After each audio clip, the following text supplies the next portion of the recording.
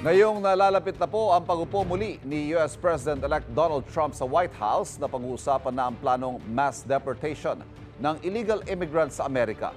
Ang mga plano ng gobyerno ng Pilipinas tungkol dito alamin sa unang balita ni JP Soriano.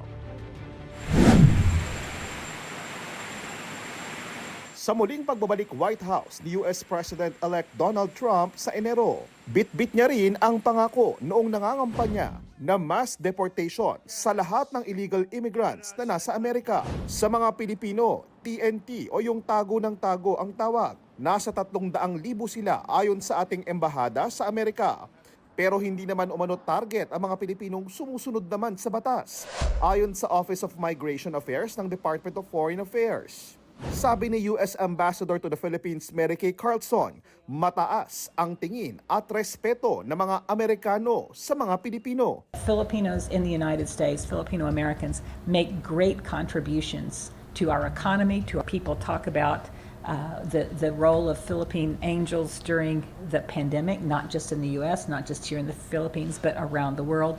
So on a person-to-person basis, on just looking at it from a humanitarian perspective, of course, we want to make sure that every person is treated with dignity. Sa legal na paraan, aktibong tutulungan ng mga konsulado ng Pilipinas sa Amerika ang lahat ng Pilipinong illegal immigrant. Voluntaryo man o sa pilitan ng pagbabalik nila sa Pilipinas, posibleng mahirapan silang mag-adjust o mag-umpisa muli ayon sa International Organization for Migration o IOM Philippines. Kaya mahalagaan nila na may konkretong plano ang gobyerno sa kanila. We strongly advocate that they be given reintegration assistance. There needs to be support for those families.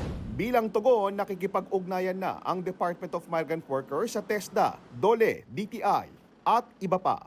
Facilitation of possible employment options. We have partnered with European countries, yung mga partnerships with Hungary and Croatia and Austria, and there could be other options, of course, even in Asia and the Middle East.